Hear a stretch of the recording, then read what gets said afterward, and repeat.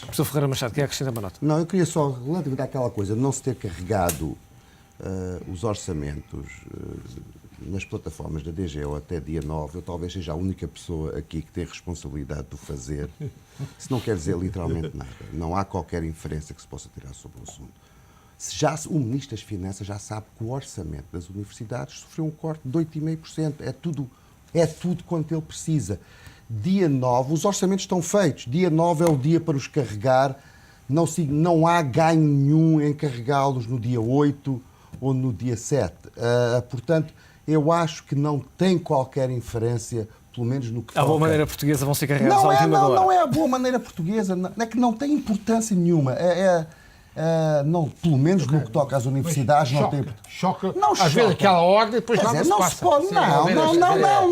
Qual é a ordem? A ordem é que se tem. Não, a ordem é que se tem até dia 9 para carregar o orçamento. As coisas na plataforma da DGO. Muito bem, no dia 9 vamos conferir se está não. Sai aqui mais não tem significado nenhum. Está feito esse esclarecimento. Nós vamos partir para um breve intervalo. Estamos a analisar a implementação do acordo com a Troika. Estão decorridos praticamente 4 meses desde que foi assinado esse acordo. Depois de um breve intervalo, voltamos à conversa com Luís Mira Amaral, Nuno Valério, António Rebelo de Sousa e também José Ferreira Machado. Até já.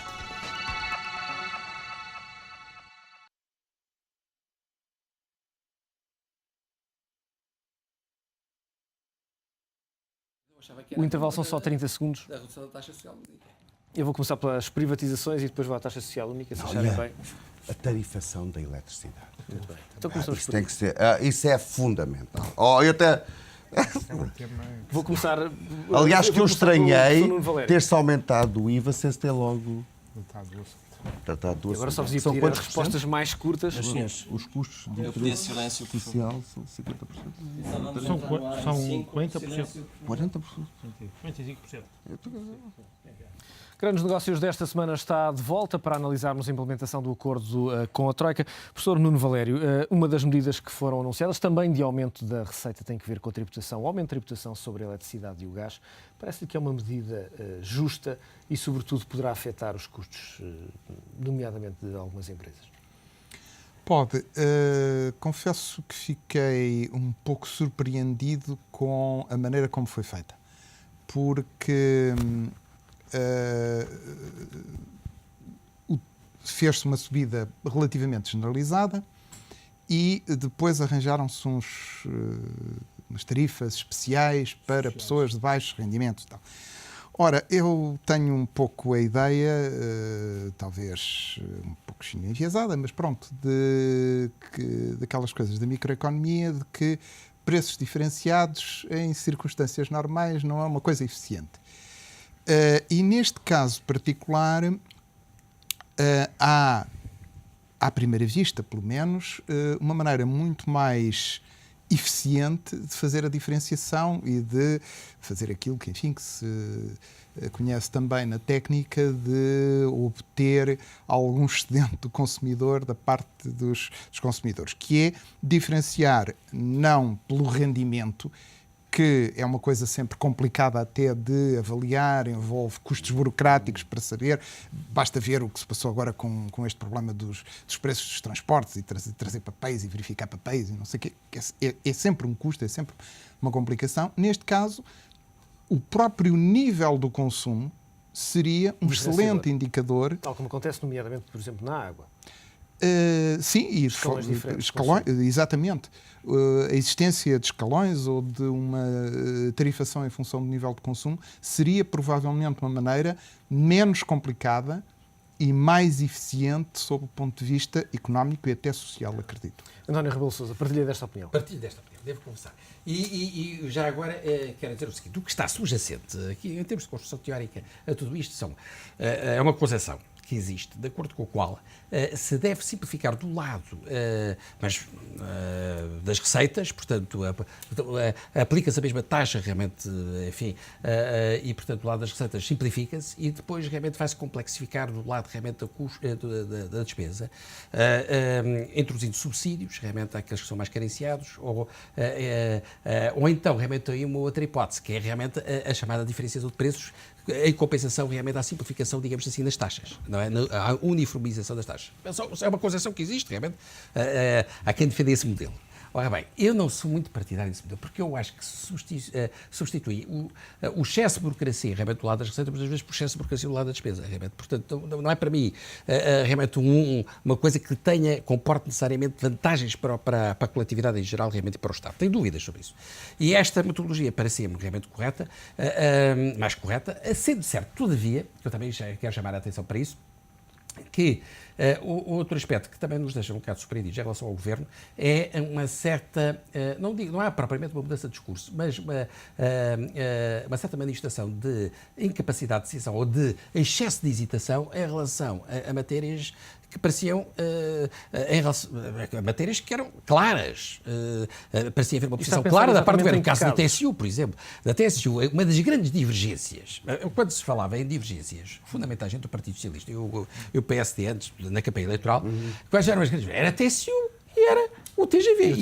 E eram realmente os grandes projetos de investimento público. Relativamente exatamente a esses projetos, era 80% da discussão era sobre a TSU e o TGV, e os grandes projetos de investimento. E, portanto, que qualquer leigo achava, na altura, que o Partido Socialista não tinha uma posição definida em relação à TSU, o PSD tinha estudado a situação e, mal chegasse ao poder, realmente implementava essa grande proposta, que por acaso até era a favor, e hoje em dia sou a favor realmente da redução da TSU, mas em determinadas circunstâncias. É preciso, não é de uma forma generalizada, realmente.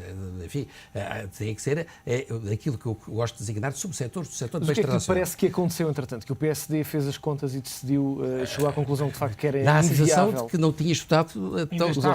Ainda está a fazer as contas e não tinha estudado bem por bem. Como também em relação ao TGV, eu devo confessar o seguinte, é um bocado caricato dizer-se que só se veio a saber posteriormente o que é que se passava ao certo com o TGV, porque qualquer pessoa bem informada bastava realmente falar para a Comissão Europeia e para o Presidente da Comissão Europeia, que ainda por cima até é do mesmo partido, do PSD, e pedir para ele dar umas informaçõezinhas, realmente, ou pôr em contacto direto com os assessores e realmente, enfim... O TGV está mal explicado.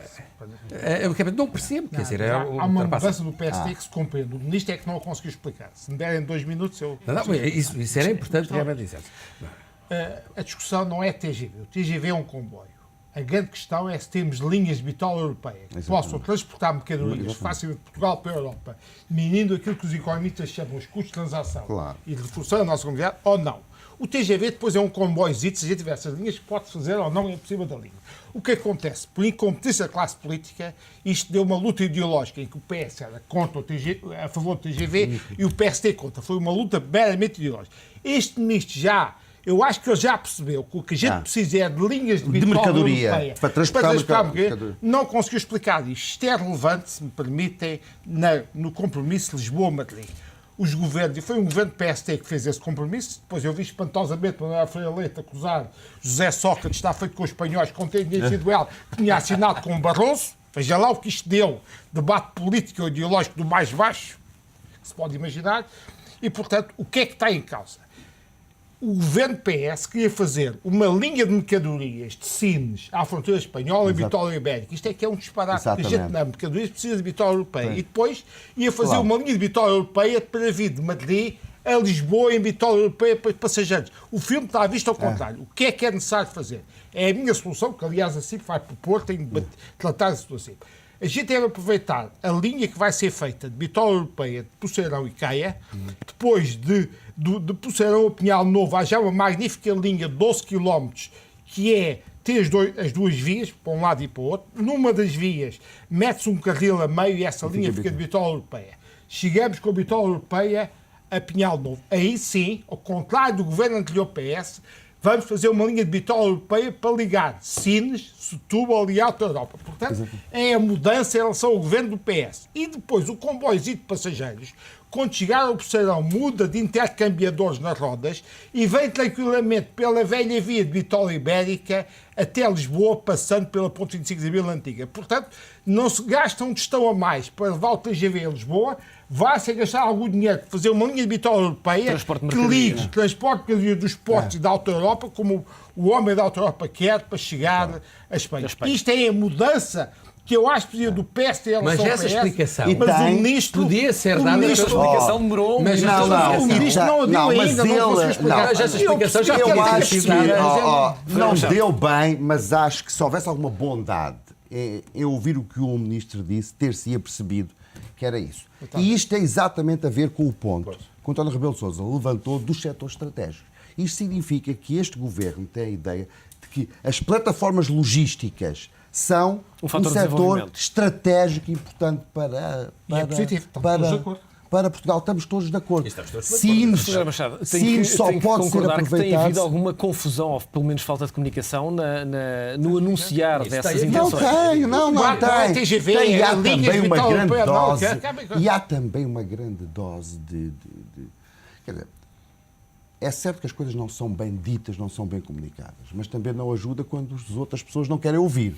Ou querem. Portanto, eu acho que há aqui Culpas um partilhadas. bocadinho. Não há culpas partilhadas, não. A entidade que comunica tem a primeira responsabilidade, como é óbvio. Mas neste caso, eu que não sou um especialista em transportes, eu entendi exatamente isto que o senhor engenheiro disse das declarações do ministro. Eu entendi, percebi que havia uma divergência clara relativamente ao projeto anterior. Eu Mas ele não explicou bem. Ele não explicou Não, bem não, de uma acredito forma que Sr. sim. Ferreira Machado, Vamos ver a mão. relativamente à taxa social única, aí é que parece de Não, facto eu que sou- o mundo mudou. Eu desde que o sou a governo tomou favor posse. de uma redução geral, única para todos os setores, simples. Eu subscrevo inteiramente a tese da Troika e a tese do FMI. Com que contrapartida? Aumento generalizado do IVA.